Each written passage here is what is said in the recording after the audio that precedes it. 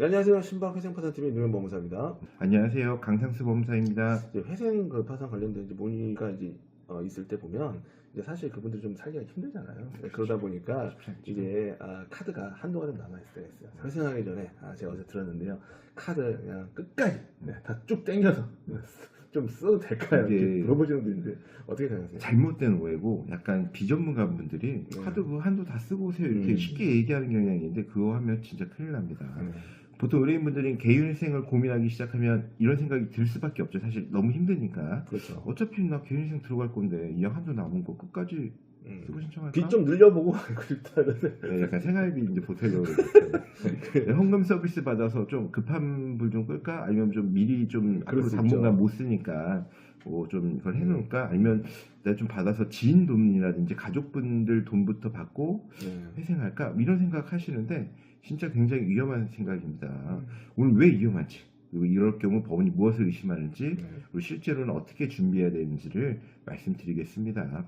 개인회생은 그냥 빚이 많다고 되는 절차가 아닙니다. 내가 언제, 왜, 어떻게 빚이 늘었는지 법원에 설명해야 하는 절차이기도 합니다. 개인회생 신청서에는 채무자의 재산, 수입 및 지출 목록, 진술서 등 첨부해야 되고 최근 채무가 많거나 이사가면 법원은 더 엄격하게 봅니다.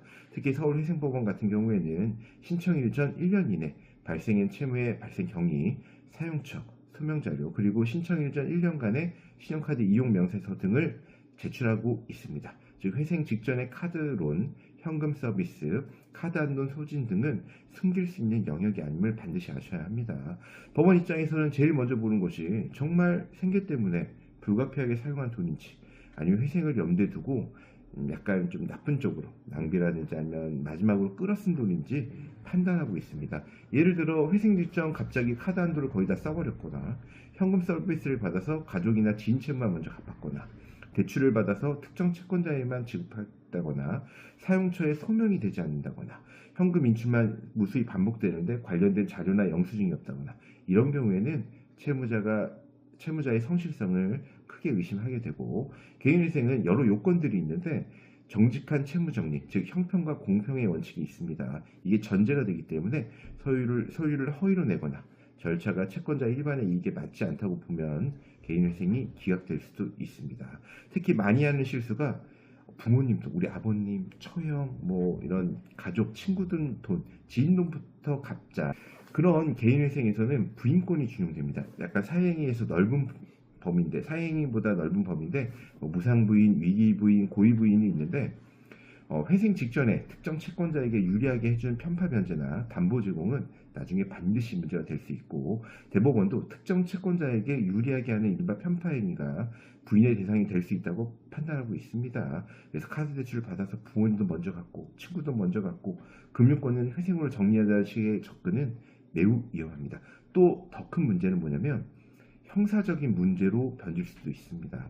개인회생 직전 대출이나 카드 사용이 곧바로 전부 범죄가 되는 건 아닌데, 다만 처음부터 갚을 의사나 능력이 없는데도 이를 숨기고 돈을 빌린 것으로 평가될 사안이라면 채권자가 사기 문제를 제기하여 형사고소가 될 수도 있고, 만약 처벌받으면 비면책 채권으로 빠지거나 절차 진행이 어려워질 수도 있습니다. 변제기일날 날 변제 능력도 없이 돈을 빌렸다, 아니면 지급불능 시점 이후에 돈을 빌렸다면 형법상 사기는 사람을 속여 재물이나 재산상 이익을 취하는 경우 성립할 수 있기 때문에, 그래서 회생할 거니까 마지막으로 땡기자는 생각은 민사만의 문제가 아닙니다. 더 큰 형사의 문제, 개인회생뿐만 아니라 이후로도 문제가 될 수 있다는 것들을 잊지 마시고, 제일 안전하게 준비하는 방법은 의외로 단순합니다. 신청 직전 신규 대출이나 현금 서비스, 카드로는 최대한 멈추시고, 정말 불가피하게 썼다면 세금이라든지 직원들 인건비 줬다든지 생활비, 병원비, 공과금처럼 객관적으로 설명 가능한 지출 자료를 남겨두시는 게 좋습니다. 그리고 지인빚만 먼저 갚는 편파 변제는 피하시고, 만약 여기도 문제가 되면 기한의 정함이 없는 채무로 진행할 수 있지만 이 점도 참고하시고, 법무사 수임료조차 막판 카드 풀대출로 해결하려고 하지 마십시오.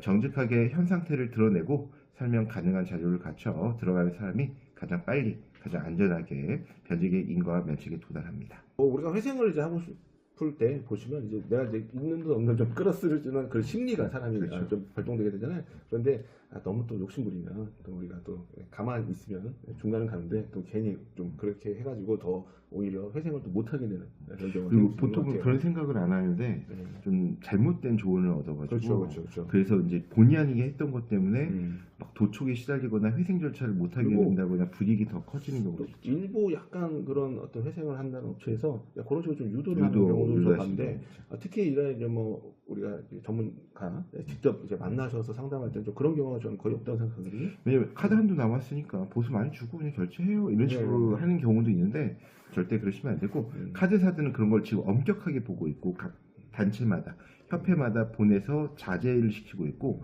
그렇게 결제한 내용은 전부 채무자가 청산가치에 반영해서 갚아야 될 돈으로 부메랑으로 돌아오기 때문에 잘 확인하시는 게 좋습니다. 그래서 이런 경우가 이제 좀 주로 많은 것이 좀 자격사가 아닌 분들과 상담할 때 좀 이런 그렇죠. 경우가 있는 것 같아서 그래서 저희들은 자격증을 걸고 있기 때문에 절대 좀 그러기가 힘듭니다. 예, 그래서 저희는 깨끗하게 좀 진행을 하고 있으니까 그런 점 잘 아시고 진행하셨으면 좋을 것 같습니다. 네, 지금까지 윤희경 법무사였습니다. 강상수 법무사였습니다. 감사합니다.